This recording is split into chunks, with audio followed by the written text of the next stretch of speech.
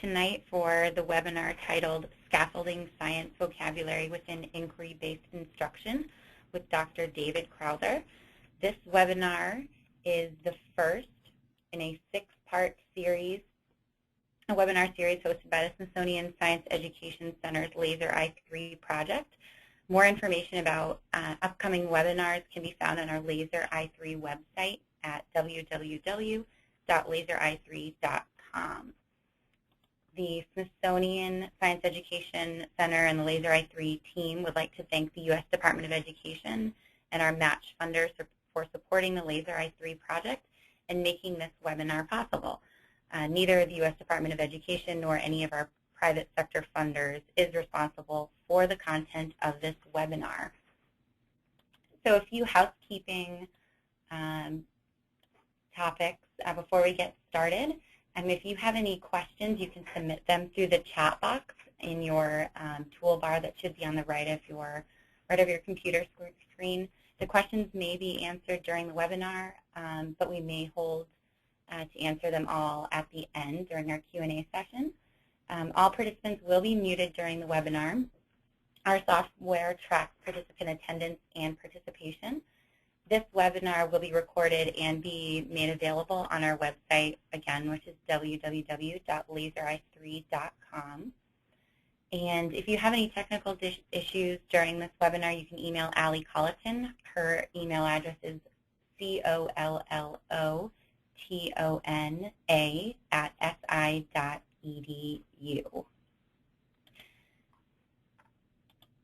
So we would like to welcome our host of tonight's webinar, Dr. David T. Crowther. Dr. Crowther is a professor of science education and the director of the Raggio Research Center for STEM Education at the University of Nevada, Reno. Dr. Crowther has led graduate and undergraduate courses in science methods, science education, curriculum, and research. He has 5 years of K through 12 teaching experience, including 8th through 12th grade biology. He has contributed to numerous science education texts and has published more than 40 scholarly articles that are both research-based and practical, and he has also co-authored NSTA Science for English Language Learners, which is up on the screen right now. Dr. Crowther is heavily involved with the National Science Teachers Association, the Council of Elementary Science International, the Association of Science Teacher Educators, and the National Science Foundation. He's regularly invited to present at national education workshops and conferences, and he's even presented alongside Bill Nye, the science guy. So we're thrilled to have Dr. Crowther join us tonight, and we cannot wait to get started. So I am going to pass this over to Dr. Crowther. If I can see. Dr. Crowther? There we go. Hi. Thank you. Thank you, Dana, and thanks to the Smithsonian and the Laser I3 project. It's both a pleasure and an honor to be selected to provide a webinar for this project, and certainly on something that I am very passionate about. I always like to start my webinars with a little bit of a scenario, and although it's a true scenario, let me start with that, and this is about Eduardo. So Eduardo came to the United States a little over 3 years ago, and at that time he spoke very little English. After a brief time at an intake center, Eduardo was sent into a regular 6th grade classroom. Eduardo immediately found friends who spoke his native language and translated for him. After all, he was smart and had attended school in his native country. He just didn't understand English very well. Eduardo had a very supportive family who encouraged him to learn and to be successful. Fortunately for Eduardo, he was in classrooms where teachers were trained in sheltered instruction, used cooperative learning strategies and lots of hands-on instruction, allowed for different learning styles, and used assessment strategies that actually allowed him to demonstrate his knowledge of the subject rather than his command of the English language.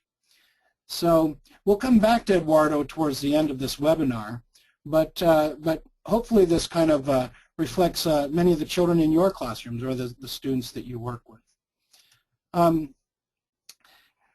with this, I have a couple goals for today. First of all, I'm going to very briefly touch on the growing population of English language learners in the United States. And then we're going to spend a little bit of time on a theoretical framework. In other words, what are the philosophical belief systems of where language and first language and second language acquisition come from, and then how does this tie into inquiry science teaching? Finally, we'll have a brief overview of some sheltered teaching models, and then what we really want to do is spend our time working with this academic language and how to scaffold that into inquiry-based science lessons. So with that, those are the goals of our webinar today.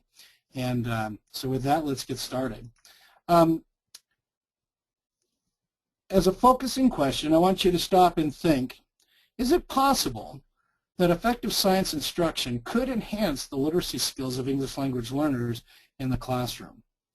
As you think about that question, think a little bit about how language, and if we think about language, language does play a significant role in the learning of academic subjects, especially those of math and science.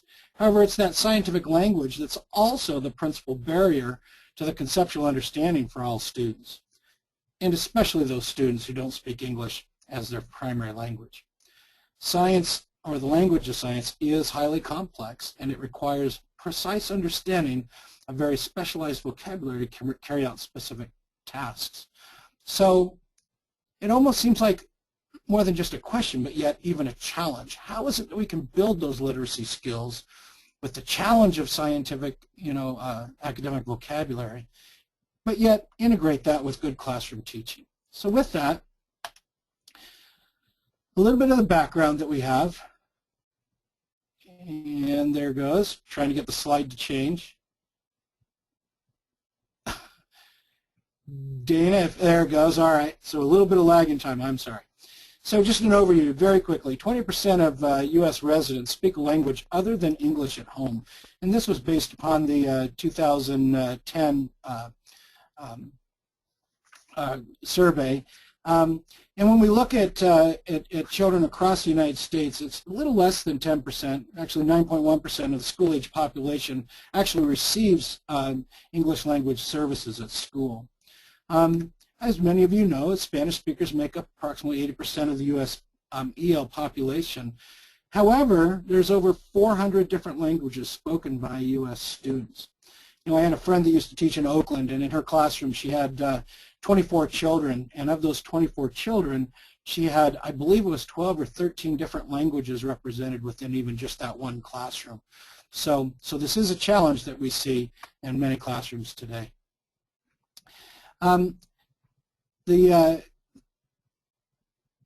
Little bit of, there we go. So the next thing is we talk about, well, so how did these children then, especially, children entering into this country, where are they coming in and what grades are they entering? And so in this slide you can see that, there's about 44% of our English language learners enter into the classrooms that are K through 3 classrooms. And this is pretty cool because, in primary age classrooms, the old saying is that, this is great because this is where children are learning to read. And so if I'm a second language learner and I enter into the classroom in the primary grades, I would probably be learning how to read both in my primary language, but I would also be learning how to read in a secondary language. And oftentimes those two constructs work together, complementing each other. However, when we look at 35% of the students who enter in grades 4 through 8, we know that we're no longer learning to read, but content instruction really shifts to learning, learning from the reading that you're doing, or reading to learn, as we say. And so it's a little bit more of a struggle for children entering into grades 4 through 8 because a lot of the learning is based upon their own ability to read. And so it's a big challenge for students entering 4th through 8th grade. And then when we think about those 19% in high school, if you reflect back on your high school education, many of you know that most of that learning that took place was quite traditional and required quite a bit of self-motivation and ability to read in order to even make sense of anything. This 19% of the population that enters into 9 through 12 is what we call the lost population.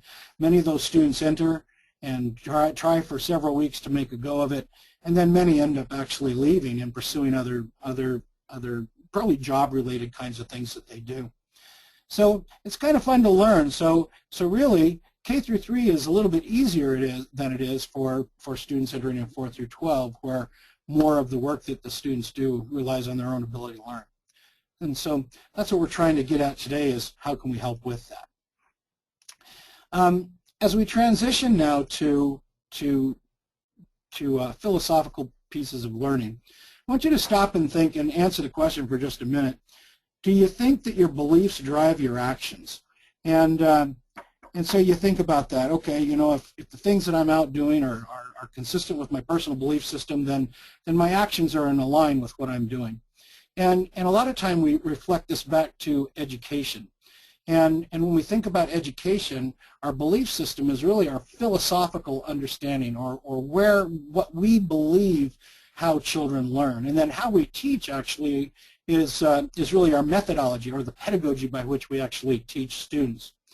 And so many times when we're working with second language learners, there's a lot of times where teachers are going, they're told one thing, but yet when they're in the classroom working with kids, they go, well, God, my kids really seem to learn better when I do this rather than this. And so we tend to go with our belief systems that are grounded in a philosophy. And so the next couple of slides really are just to be an overview of, well, what are the different belief systems that are out there that have built the foundation of language programs? So I like to start with the traditional one, the behaviorist. Many of you think of Pavlov and the ringing of the bell and the dog salivating in order to get their dinner. That, of course, is the classical conditioning, or B.F. Skinner's operant conditioning. Of course, all of this was really attributed to John Watson, who in 1913 began this idea that learning, that behaviors can be measured, trained, and changed. And anytime that you're in a classroom and you have table points and you say, okay, the first table to be ready, and you give a point to that person, well, we're using this behaviorist notion of either classical or operant conditioning. Now, how this relates to language learning is, if in my primary language, the behaviorist idea was that, well, children will imitate the language that they hear, and that they will naturally produce what is out there. And whenever they get positive reinforcement, well, that positive reinforcement then feeds on itself, and children actually learn language. And that's pretty good, so it kind of makes sense. But we also know that there's some experience, some life experience, and some things that, how did a child learn that when we weren't the one that put it into their head? When we talk about second language learning, this is where most of our programs, and if you've ever tried to learn a second language, and I can remember back in the day when I would put a cassette tape into the car, and it would tell you the different words, and then you would speak out loud, and you would mimic the words that were there, trying to mimic not just the word but also the accent that was associated with it. Well, it was the behaviorist philosophy that was the foundation for the second language acquisition, using the idea of mimicry and memorization. It is also behaviorism is also the foundation of where most direct instruction models have come from. And by the way, if you've ever used a Madeline Hunter teaching model, that does follow a direct instruction model pretty carefully, probably what most people were trained on in teacher training institutions. Additionally, most sheltered instruction programs are also built on a behaviorist model. So something to kind of think about. The next one, as we move, is into the Innatists. And most people would think, oh, as an Innatist, that would be a person like Noam Chomsky, who said, well, you know, nature has a lot to do with things, but really, or nurture, how we grew up, but really a lot of the stuff that we've learned through time is just programmed biologically in us. And so Chomsky felt like, you know, when you learned your primary language, that it was already just programmed inside of you, and that language develops just in the same way that other biological functions would develop. And along with that, in our second language, or the second language acquisition, the idea was that there was some kind of universal grammar, some kind of a thing that would prevent children from making wrong decisions about how the language works. In other words, children would naturally acquire their native languages in which they reside, whether it was a primary language or a second language. Now, this is interesting because this was developed because Noam Chomsky, or Chomsky, didn't necessarily agree with behaviorists at the time, but And he said that if children really only learn by imitation, well, then how is it that they produce words that they've never heard before? So there must be some kind of an underlying, language acquisition device that was there. And of course, he labeled that with universal grammar. But remember that universal grammar also has limitations as well, especially for second language learners. If you've ever heard of a student or heard a second language student speak, and they use their primary language and the rules of the primary language and then apply them to their target language that they're going to, this would be something that wouldn't be supported by universal grammar. And so therefore, it seemed like there were some weaknesses in the innatist theory as well. Another innatist that many people have probably heard of is Stephen Krashen. And Krashen had a lot of really good ideas. He had the idea that some language is learned and other languages just naturally acquired. He said that your first language monitors the learning of a second language, and that there's a natural order to learning language. That children, when they come to a new country, oftentimes go through a silent phase where they're just listening and taking things in, and then they begin their production, and then there's a kind of a natural sequence of how children go learn this second language. Like many other theorists, he also had this input idea that we need to target children at their level that they're capable of learning, and then just push that a little bit. That was his input hypothesis. And finally, and I think probably the most important thing of what Krashen said was that children have an effective filter. The children, they come to us and they're somewhat motivated. They're coming to school, and they have a certain self-esteem that they're coming with. Not necessarily the highest, but a good self-esteem. And that if you put these children with motivation and self-esteem into a classroom that doesn't have these high anxiety levels, that it's a low anxiety, that there'll be high output and success in the target language. Now, if you stop and think about classrooms today, kids come to us, they're motivated, they're coming to school, there's a certain amount of self-esteem, but classrooms today are kind of a pressure cooker. They're a high anxiety situation, especially with all the testing and everything that's going on. And so when we affect one side of the equation, we typically see an effect on the other side of the equation. And so therefore, the higher the anxiety, the lower the output or lower the success in second language learning. And so when we look to inquiry-based teaching, one of the things, the tenets that go with that is some group learning, some of those strategies that lower the anxiety level in a classroom so that kids can have a higher production of learning. So Krashen had some great things to talk about as he as it applied to second language acquisition. Finally, we get to constructivism or cognitivism, and most of us have heard of Piaget if we've been to school in the last decade or two. We know that Piaget said that learning may be some biological, it may be nature, but really learning is a negotiation of the previous experiences and everything that the child brings with them to the classroom with the current task at hand. And of course he came up with the ideas that children will either assimilate or accommodate that new information, that children have to be pushed out of equilibrium in order to learn, and it is the trying to get back out of disequilibrium back to equilibrium is where learning takes place. Piaget said that learning is really social, it's contextualized, and it's developmental. Certain children learn at different levels at different ages, and of course we've learned that those age frames are really movable and are not as defined as they used to be.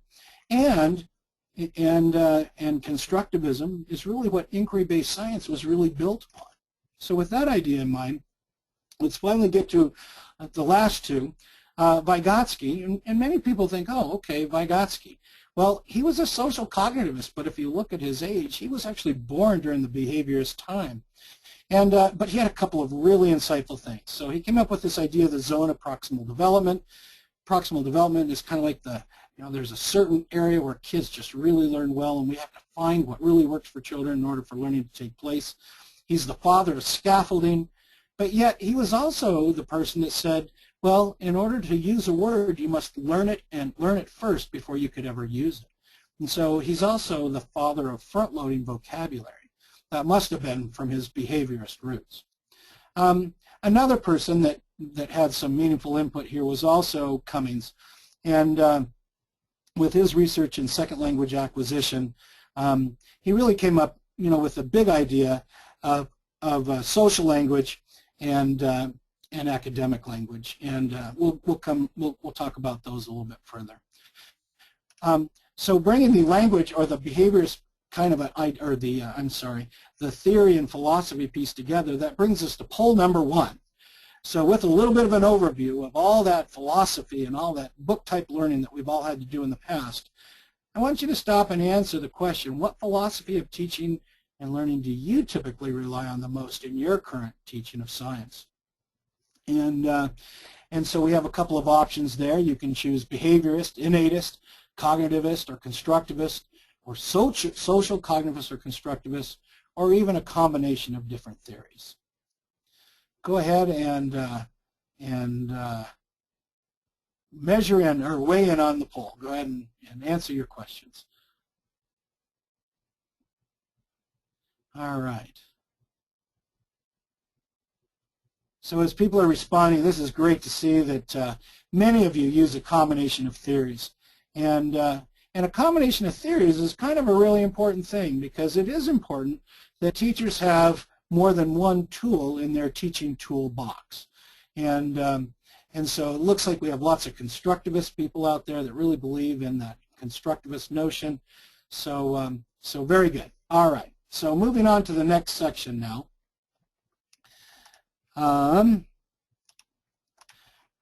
The research that I'm going to share with you today, or the strategies that I'm going to share with you today, are kind of a combination of all these different things. So really, I'm using a combination of all the different theories.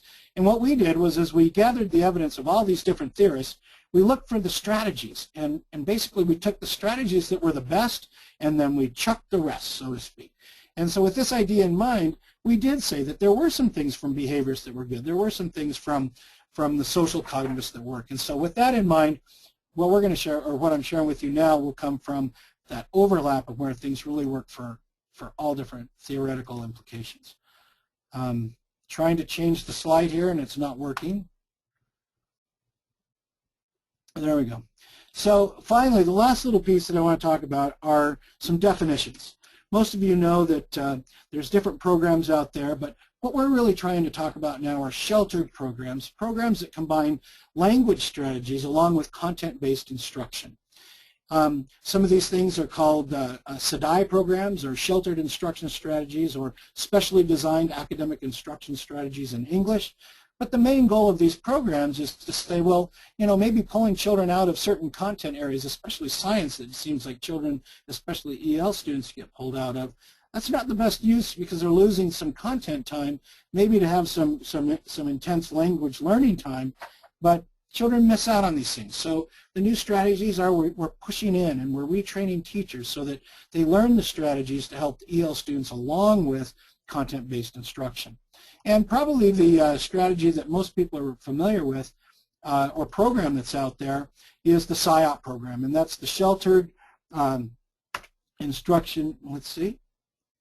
Something happened. There we go. The Sheltered Instruction Observation Protocol. This was developed, actually began being developed in the mid-90s by Jan Escoveria, Debbie Short, and Marianne Voigt. They all worked for the Center for Research in Education, Diversity, and Excellence. And the whole idea was that they wanted to develop a model that could help regular classroom teachers work with EL students during content-based instruction.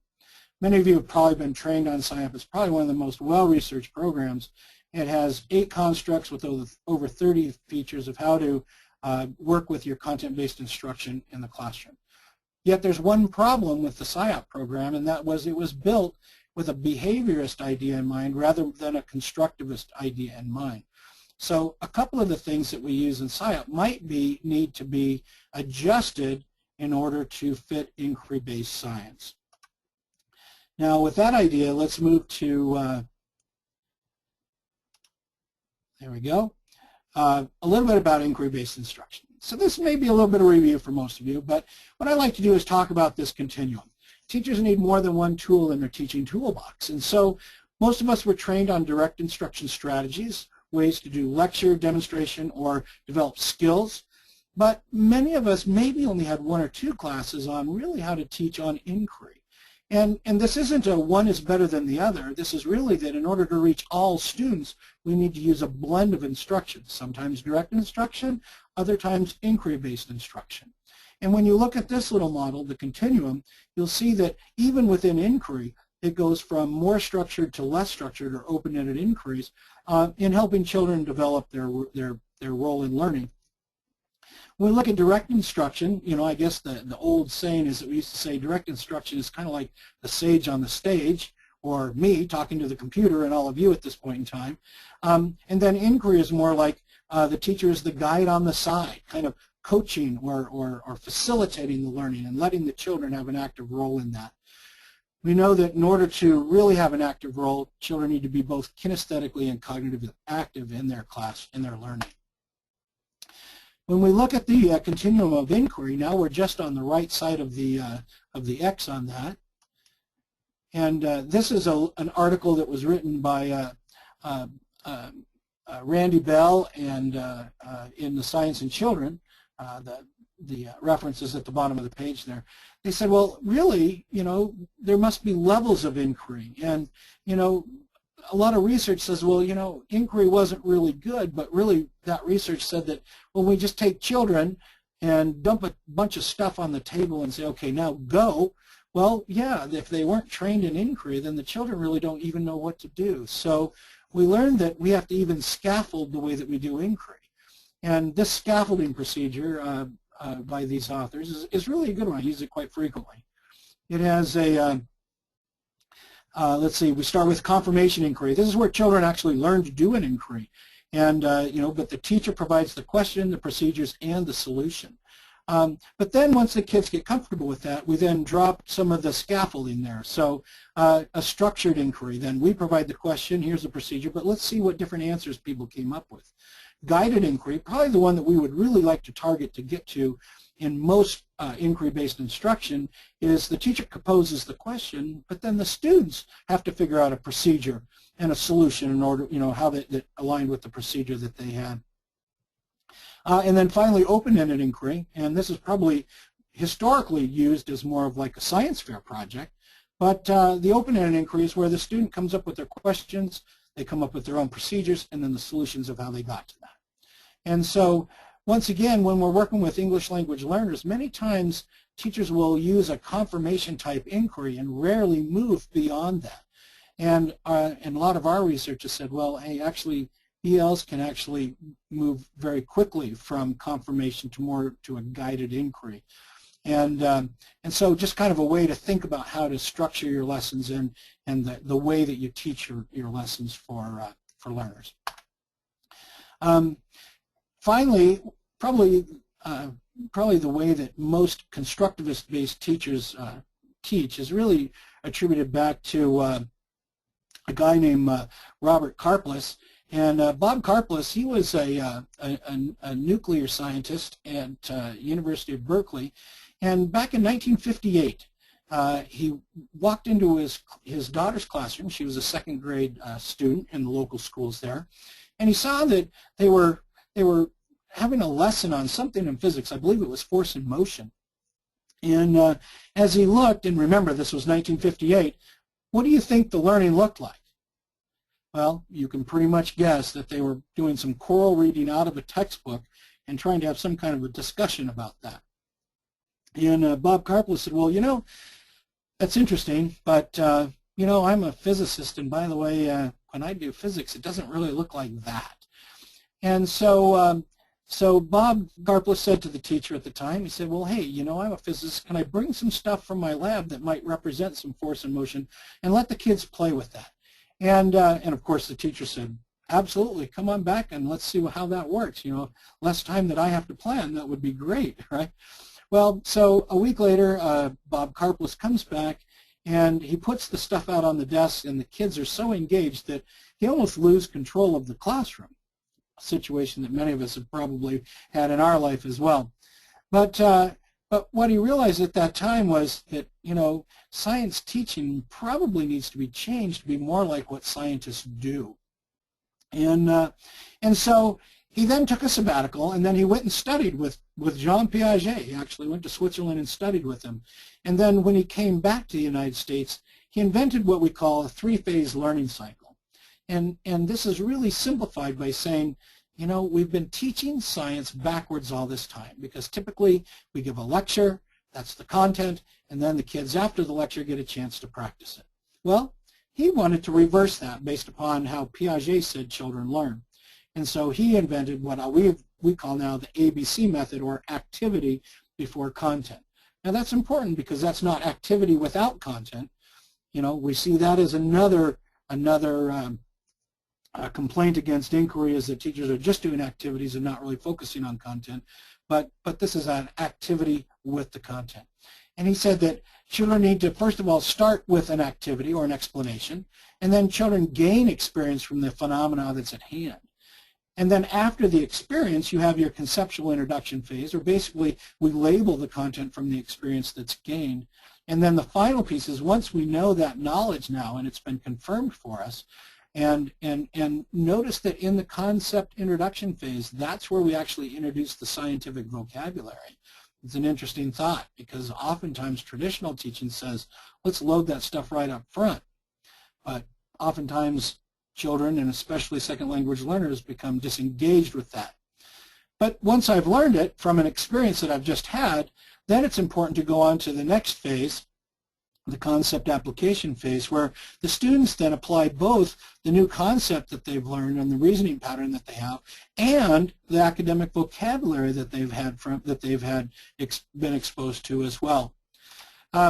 After that time, so that was developed by Karplus and Atkins, and then later in the late 80s, Roger Bybee decided to refine that a little bit with current practices, and he developed the 5E learning cycle. And this is one that's used predominantly across the United States.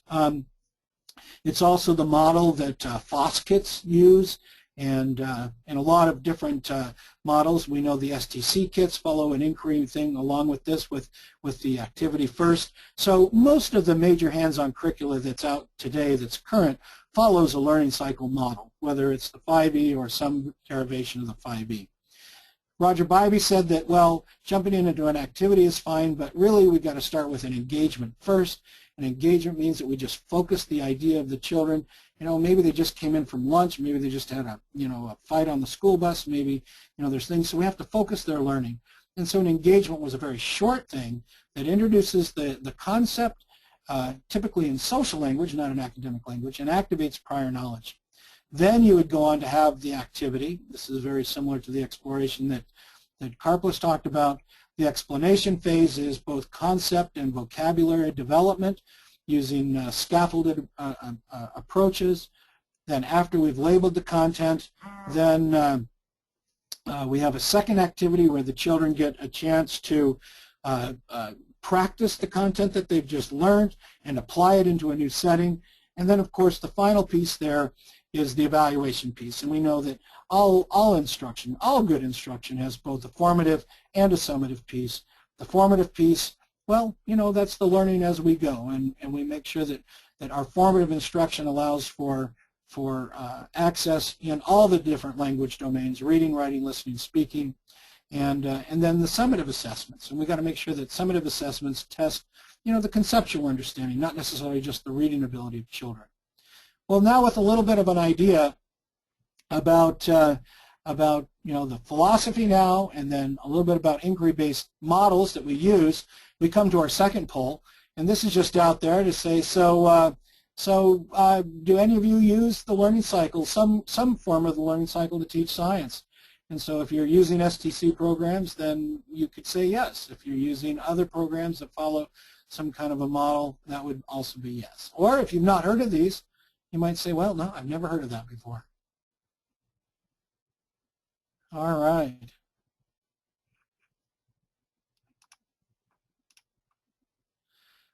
Well, with 75% of the vote, all of you are using some form of an inquiry-based model, certainly whether it's the 5E model or one of the derivations of that. So way to go. I'm preaching to the choir here. So if that's the case, let's get on with it. Let's talk about this vocabulary and and let's learn how children learn new words. So first of all, let's look at a little bit of this research. So the research says that, well, there are gaps that exist between English learners and native speakers. We know that. We know that it takes time in order for that gap to be shrunk. And we know that ELs lack the vocabulary to understand higher level academic texts, and ELs have some special needs. So along with that, we, as teachers, we need to create an interest in not just the content, but also the words that go with that content, regardless of whether we're using inquiry-based instruction or direct instruction, in order to get children engaged in content or in the vocabulary. And we like to use the little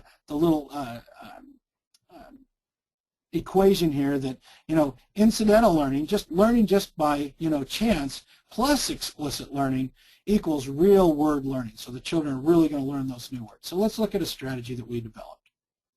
First of all, I think everybody's familiar that there's two kinds of language. We used to call this BICS and CALP, or the basic, well, let's see, there it is.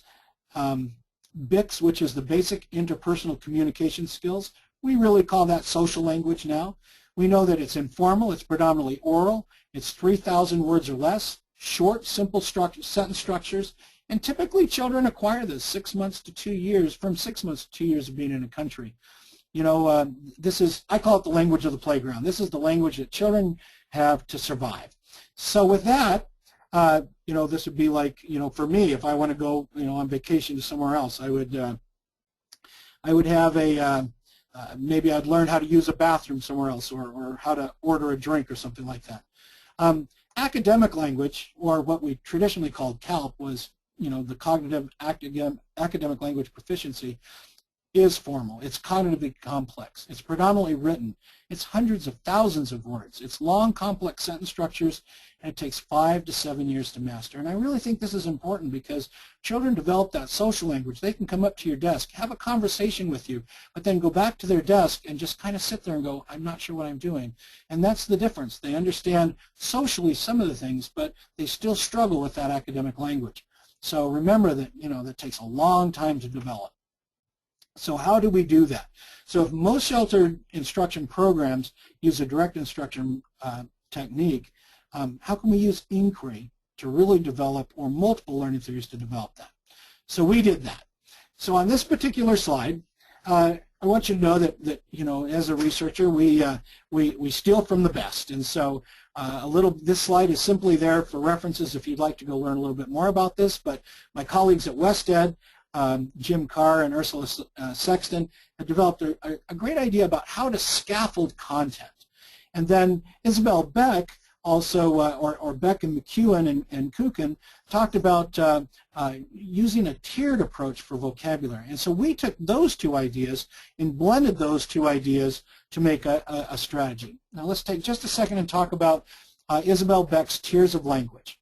So tier 1. This is your social words, your BICS. This is words like clock, baby, happy, walk, words that rarely require instructional attention in school. Kids would mostly, just acquire these. Let's jump to tier 3 words. These are your academic words. These are words that are very specific to a domain. I like to say, like the word isotope in science. That's not a word that would come up at the dinner table. Isotope is one that, man, you're probably having a conversation about chemistry if you're using the word isotope. And so those are the words that are very specific to science or to academic settings. And then Isabel Beck said that there was also these words that kind of bridge the tier 1 to the tier 3. And these are words like compare, contrast, investigate. They're not social language, but they are academic language, but they're academic language that's not specific to just one specific subject. They kind of cross disciplines, if you will. And she called those supporting terms. So we took this idea of tier 1, tier 2, and tier 3, and we developed this strategy to, there it goes, to look at how to scaffold these across a learning cycle. So when you're given a standard, the standard will typically give you the academic language, or the tier 3 target language that you would use in a lesson.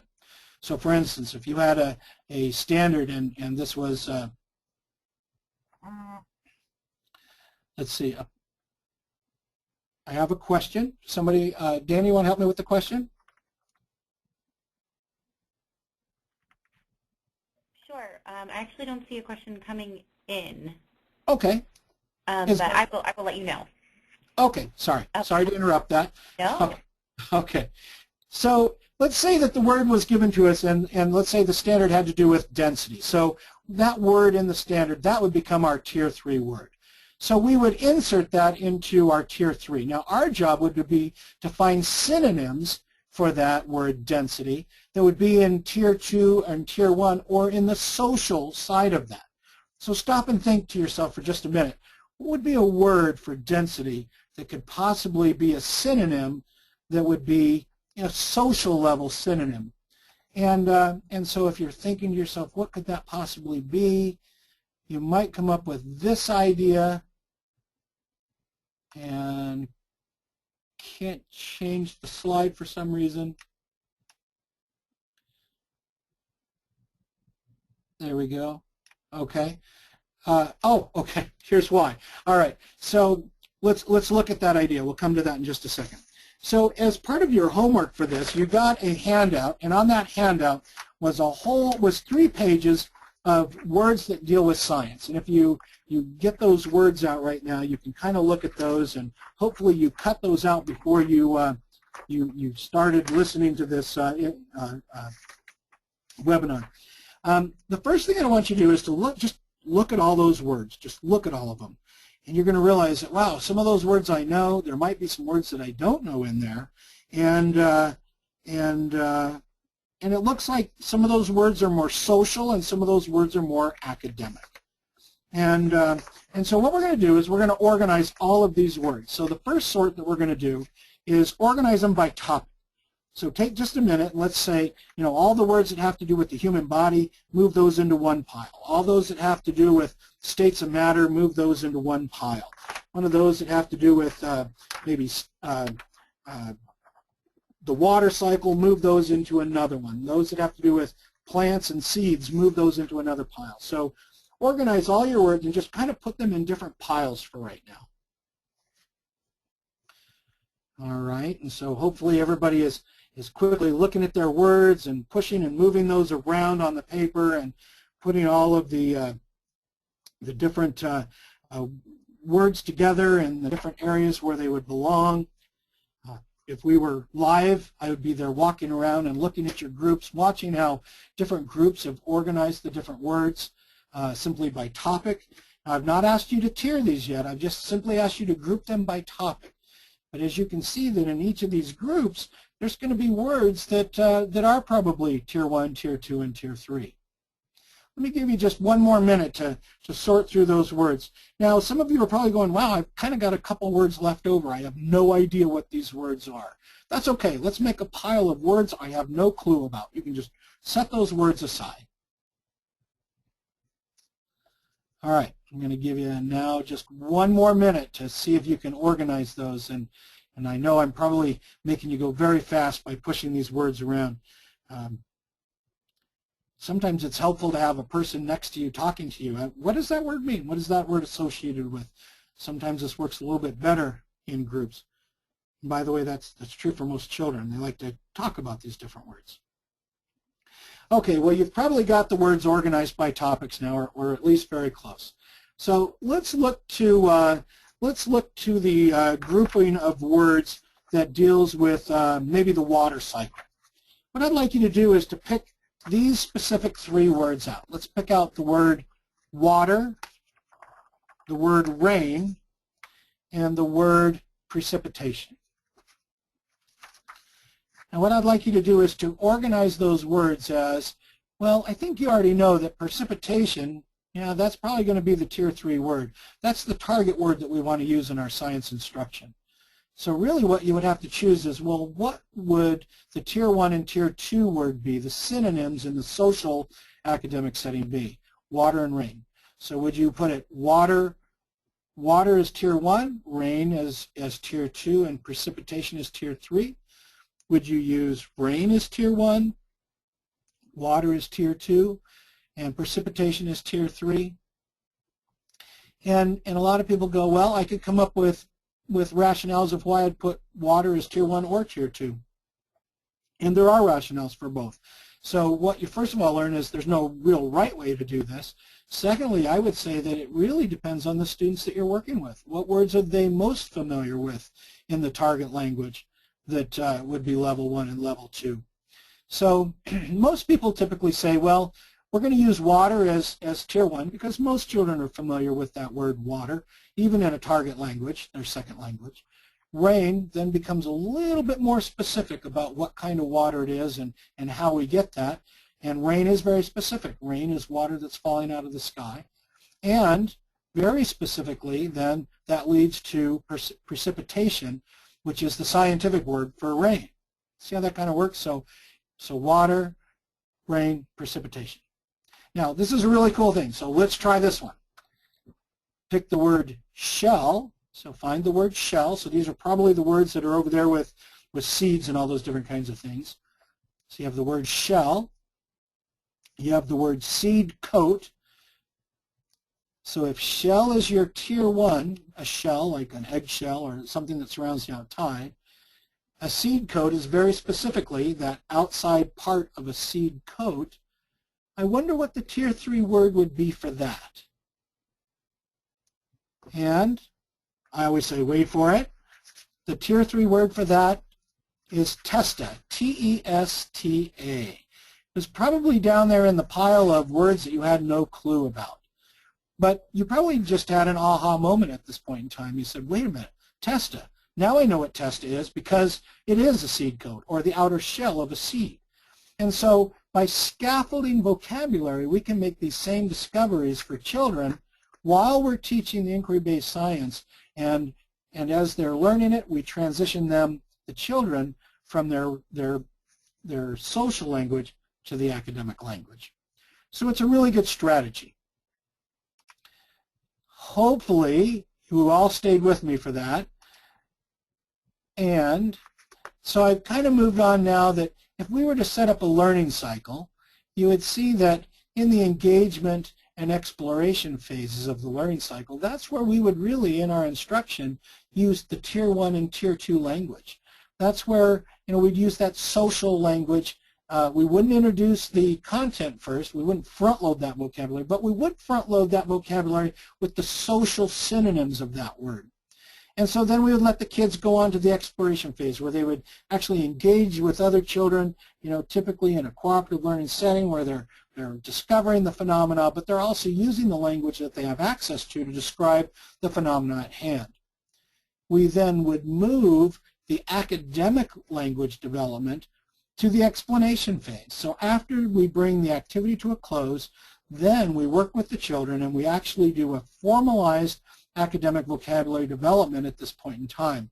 We would actually set up maybe a tiered chart, a word wall, where we say, okay, the words that we were working with today, I talked about water, but then we really were talking about a specific kind of water, rain that comes out of the sky. Now that you've done an activity, exploring rain, the scientific word for rain is precipitation. And as we add that to a word wall, the kids can actually then use their social or experience and now have a context for understanding what that academic language is. And so that's how we could scaffold social to academic vocabulary over a learning cycle. Now with that, let's see if we can have our hand trying to change that slide. I always like to have a little bit of a little cartoon here. So why is tier 3 or academic vocabulary important? You can see the cartoon there that, the waiter comes to the table and so the chemist says, hey, I'll just have water, and the other person says, oh, I'll have water too, or H2O too. And so then the waiter brings back the drinks. The chemist drinks his water. The other person drinks his and dies. And so the chemist looks to the other person and says, oh, you silly person. And we all know that H2O is water, but when we say H2O2, well, that's something very different. That's hydrogen peroxide. So tier 3 vocabulary is really important for children to understand. So with that, let's do our next poll. And our next poll is, there it is.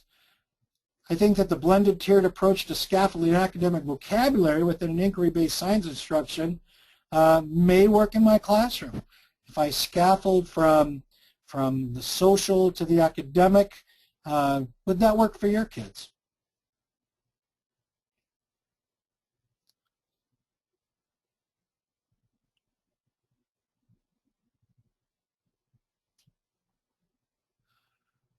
All right, so it looks like the majority of you think, yeah, that would probably work in my classroom.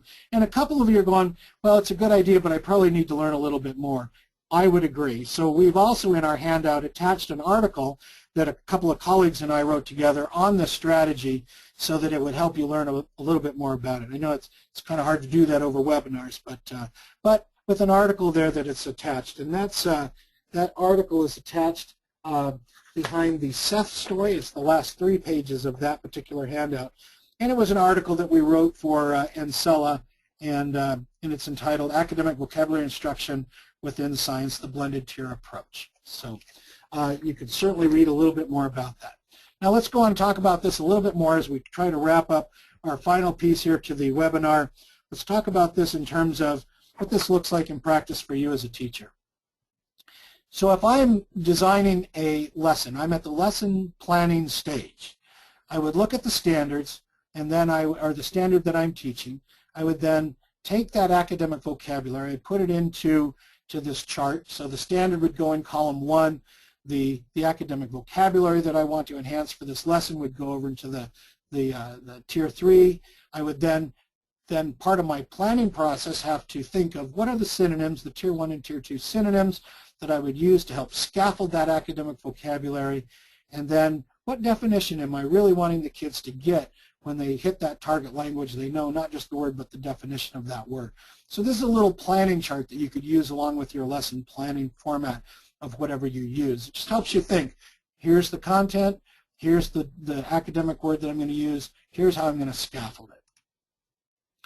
Then we move on to an example, and this is an STC example. And I believe we were in the kit floating and sinking. And so with that, we were looking at, well, this was a unit that had instruction around mass, volume, and density. And so here you can see that when we took mass, we kind of scaffold that back to tier 1. Well, what is the shape and what is the size of that object?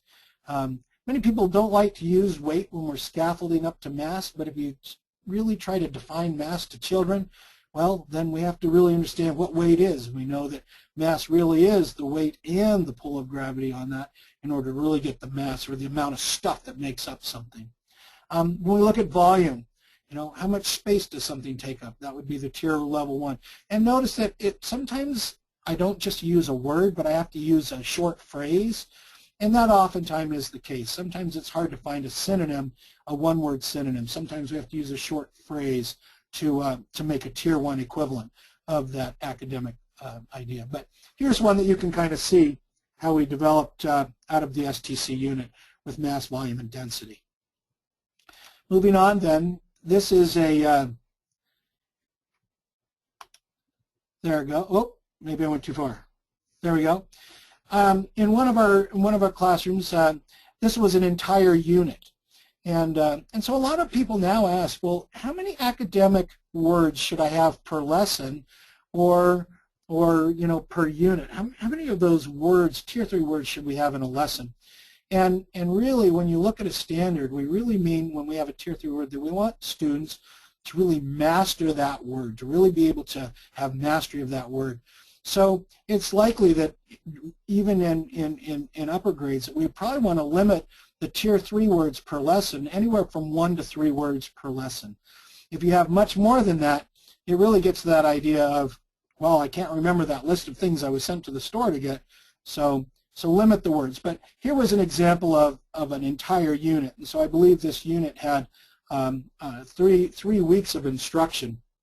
And sometimes there isn't a tier 2 word. Sometimes it's just simply the social to the academic, as you can see from the use of the outer core in this slide. And then, so since this is all the teacher side of the planning, what would this look like for the kids to use? And so here's an example of what we've used in a science notebook. The kids, we've collapsed the Tier 1 and Tier 2 into one column, just said that's the social side, and then we've put the academic words into the other column.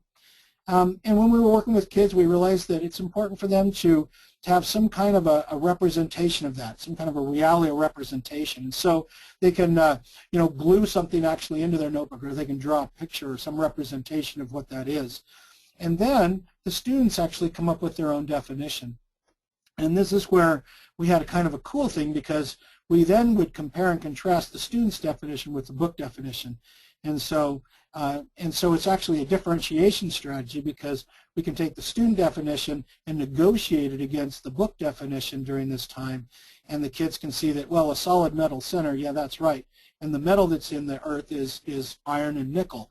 Well, the kids that are ready for iron and nickel can use iron and nickel, but the kids that are still just saying, okay, it's metal, they can just use metal, and it's still going to be accurate for them at that level.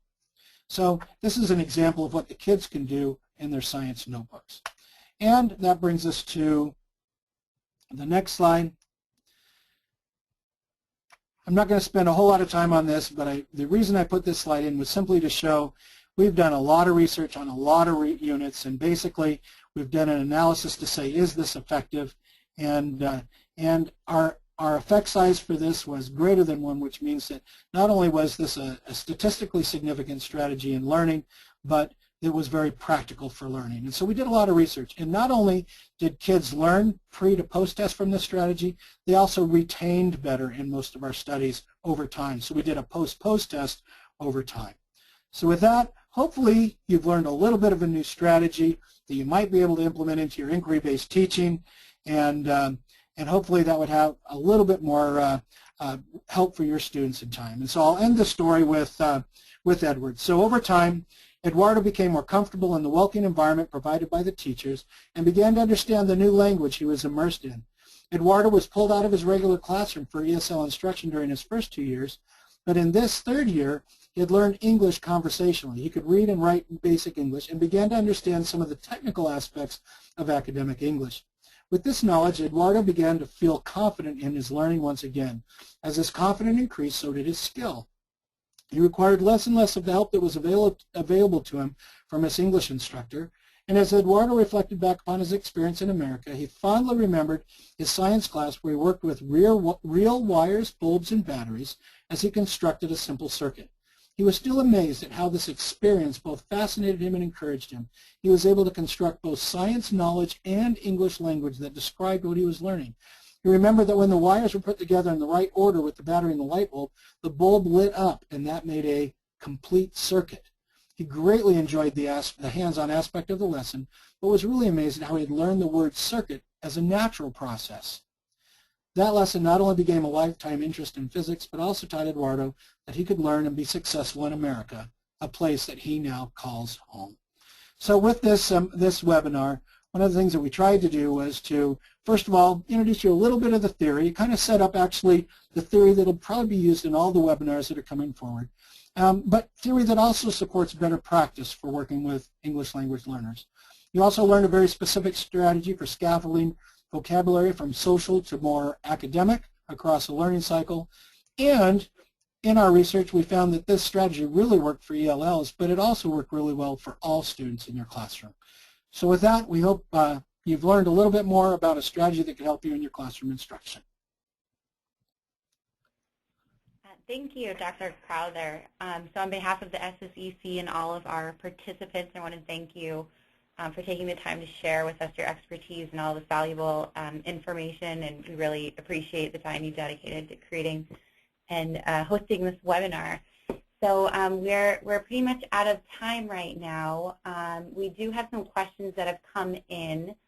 The webinar, is scheduled to end at 6:30. If you have questions, you can always email Dr. Crowther directly, or you can email the SSEC.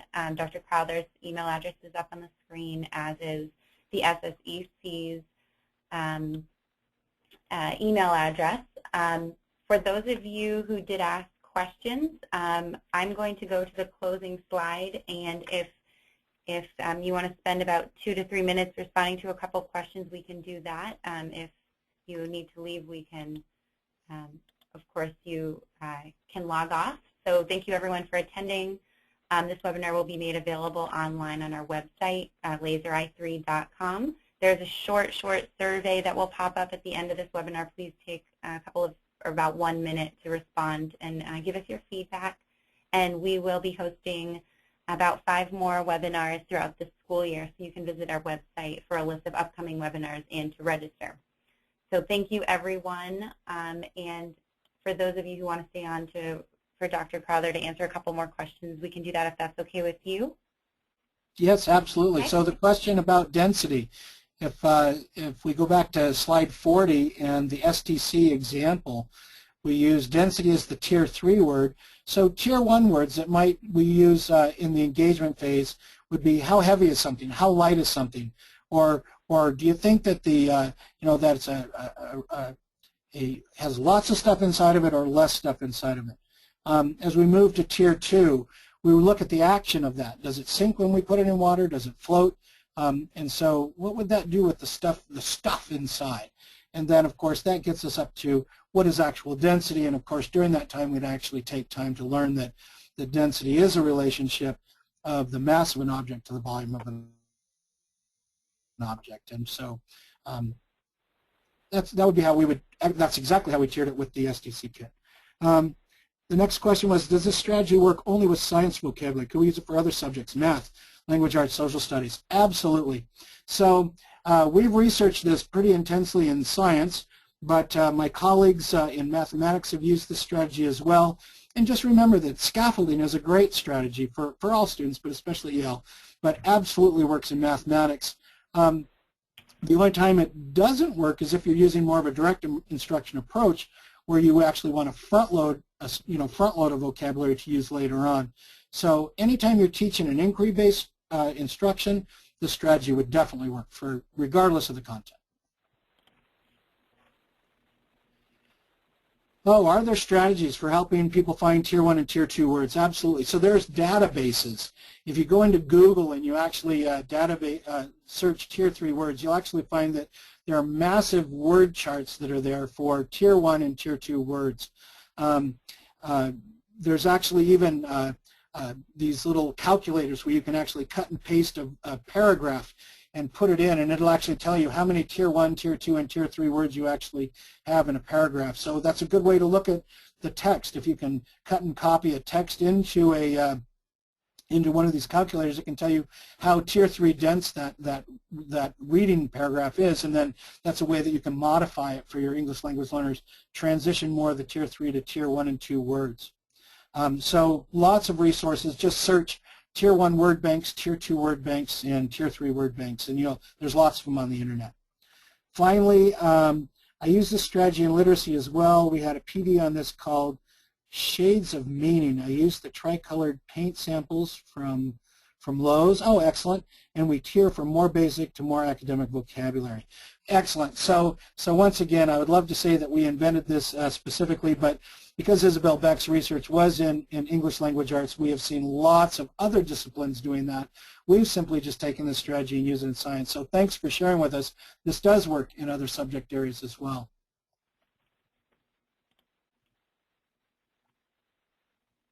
Okay, so I believe that's the end of the questions. So with that, hey, thanks for listening. If you have any comments or questions, please email me directly or email the folks at the Smithsonian. And thanks for your time. We appreciate you taking your own personal time to improve your teaching. Thank you, everyone. Bye-bye.